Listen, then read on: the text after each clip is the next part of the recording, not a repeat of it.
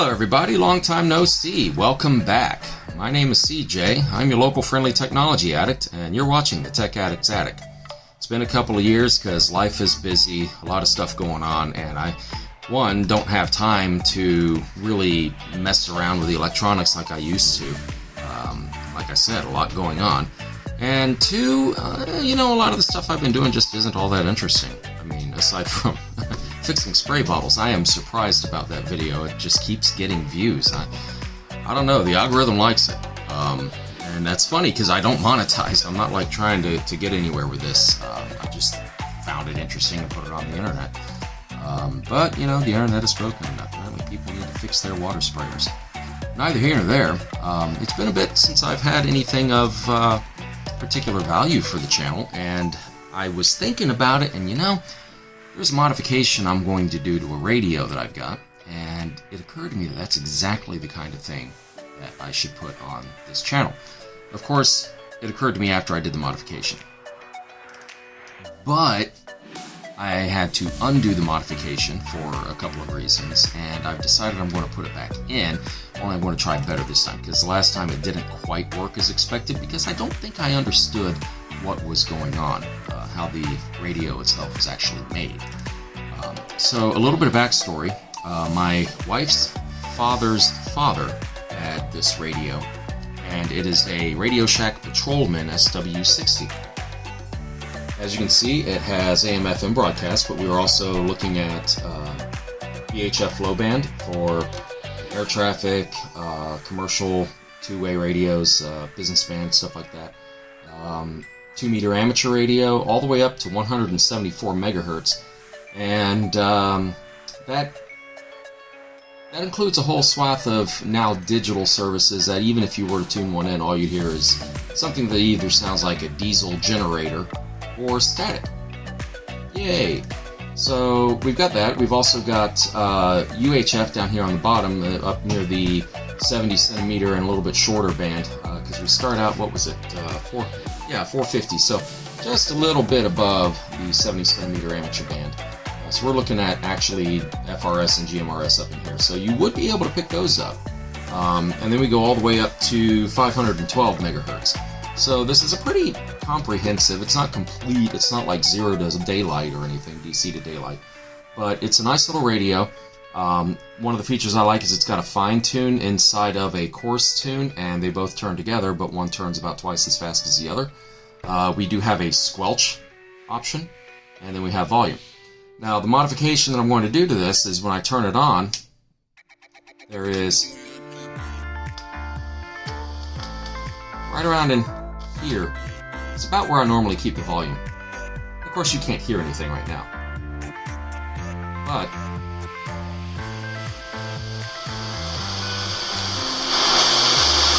that's max volume.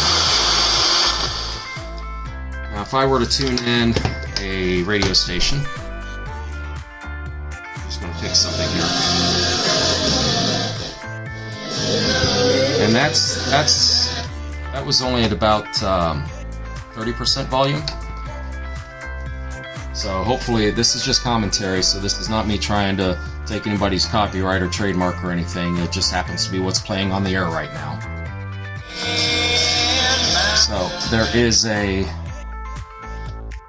spot where it just blasts in. It's quiet.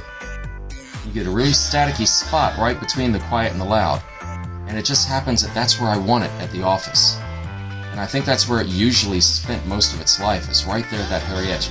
And I can sit here and tap it, just tap it and make it, So there's definitely a dirty pot, and one of the things that I want to do is replace that pot, but I don't have a replacement pot. It's custom made, so it's not just a standard pot I could throw in there.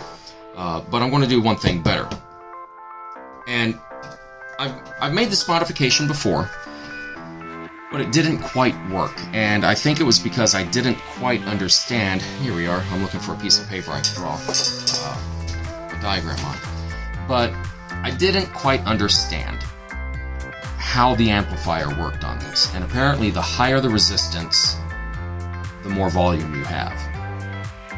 And I thought it was the other way around, and I'm sitting here playing with a couple of resistors in parallel. I actually wound up running a piece of zip wire to the outside of the radio so I could put different resistors on it, and even tried a potentiometer in parallel at one point.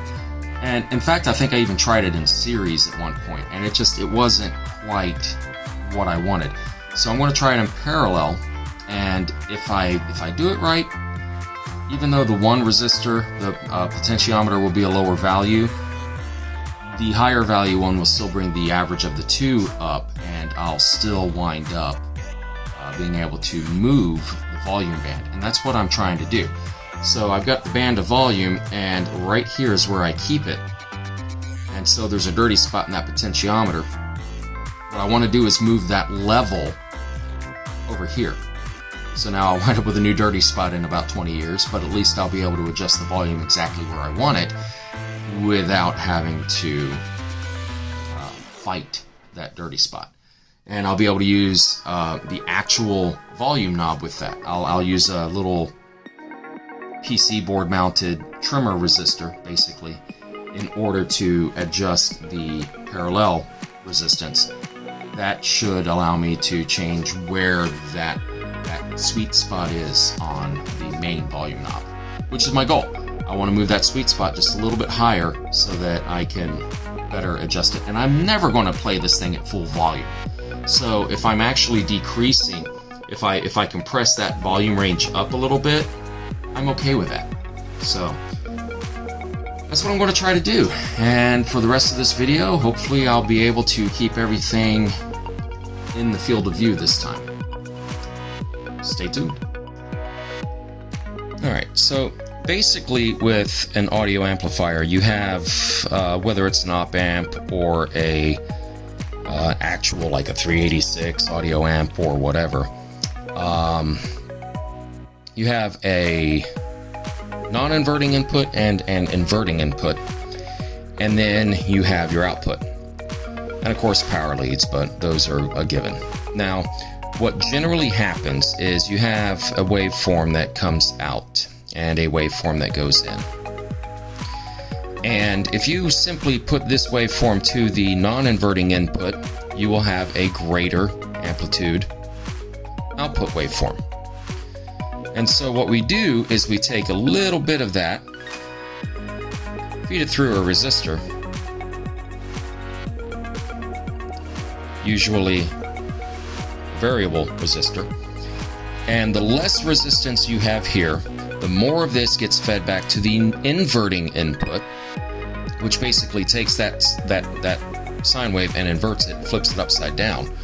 Okay, so you're adding the inverted waveform to the non-inverted waveform. Now, this is all happening at the speed of light almost, so while it may be, you know, a millionth of a degree out of phase, it's still going to be summed and differenced enough that you can control your volume. But what happens is that non-inverting comes in, the inverting gets mixed in with it, and that decreases the overall output. So you wind up with something like that. It's like halfway between the two, for instance. But that's a very basic understanding of what's happening. So now I need to take this radio apart.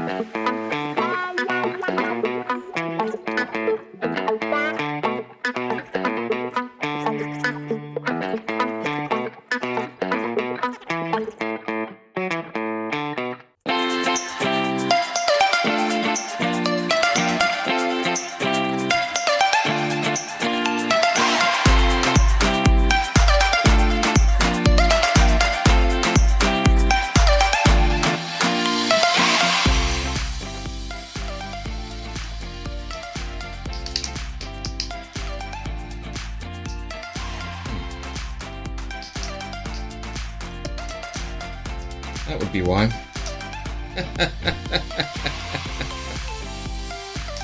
Much better.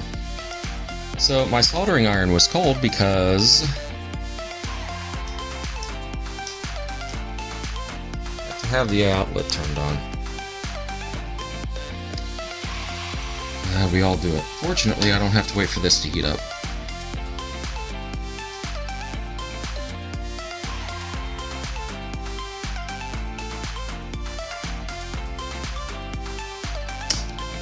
Yep.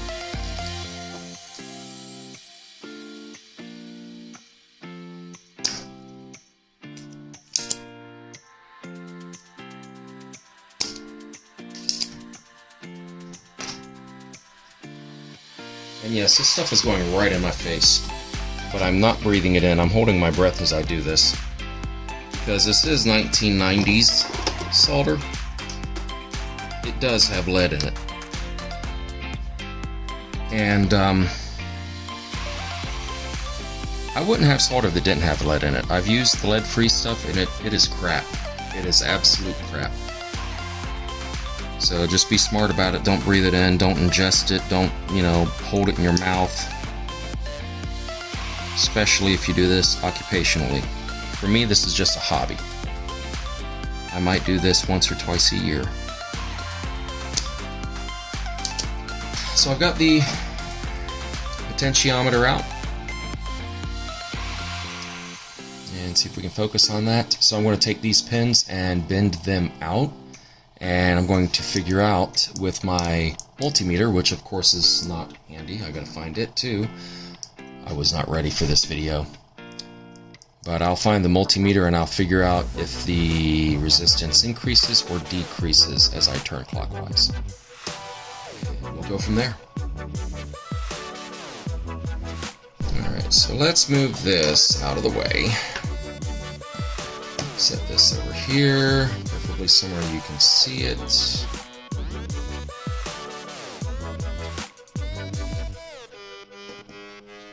you can see whenever you're doing a continuity or a resistance, always short your leads to make sure that you do have continuous leads as well, because sometimes you get a broken lead. Fortunately, it works 99.9% of the time, so I don't worry too much about it. Now, on a potentiometer / variable resistor, you're going to have these 3 terminals. Now, I've also got 2 for the grounding of the case, which one is actually for the power switch, as we've shown earlier. But this is fully clockwise, and I am on the center and the right lead, as viewed from the knob. So as I turn it down, the resistance on this line increases.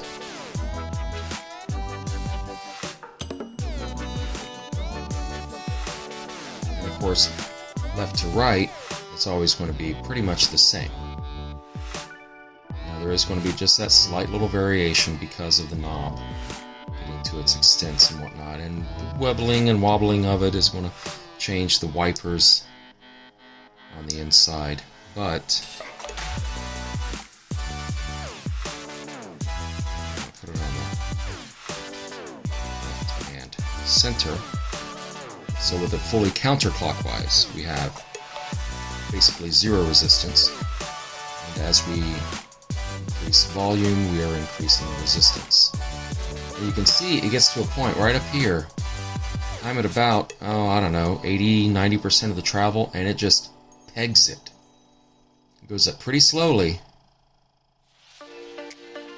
Actually, okay, so you can see here, even though it's not fully in focus, you can see that it's about horizontal with the video screen.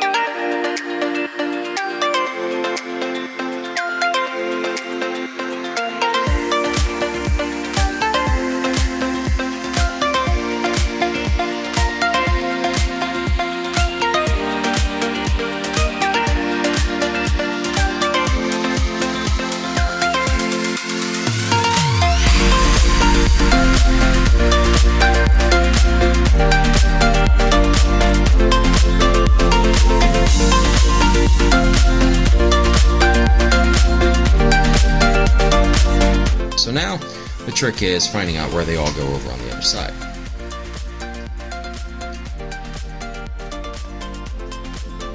And two of them come over here to where the speaker is. So this is the speaker hole. And let's see, one of these, I'd have to trace it out again. One of them goes right here, and I think the other one was this one, which on the back side, just go to a bunch of capacitors and a resistor block. And there's a transistor here, a couple of diodes and whatnot, but this is basically, I think, I don't know this, but I think this is the audio amplifier section of the board. Obviously, we've got some tuning components over here that are high-potted. Bumping into my tripod here, so I'm going to zoom out a little bit. So this is all RF stuff over here. So yeah, I'm going to say this is the audio amplifier section. So now I got to figure out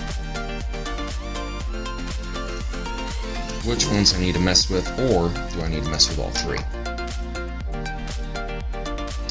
So let's try another tack here. My handy dandy trusty multimeter with its continuity tester is very high resistance, so it is safe for even digital circuits, but for this purpose it'll let me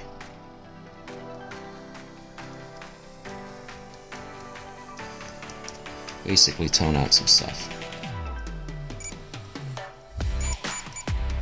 So I'm going to follow this around.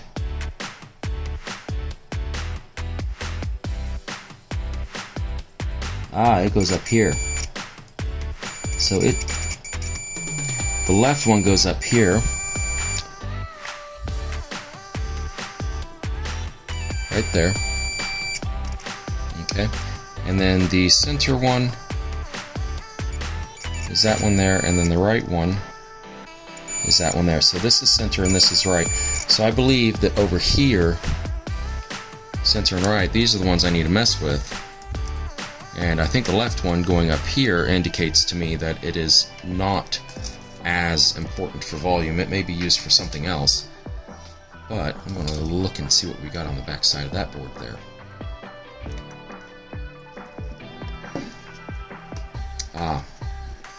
So that's a jumper wire. Zoom in again. There we are. So it's a jumper wire right there. It goes up under the board to somewhere I cannot really see, but that's part of the RF. So I'm not going to worry too much about that. So I'm going to focus on the other two that go over here to the audio amp area. And that's where I'm going to make my modification. So I'm going to double check one more time.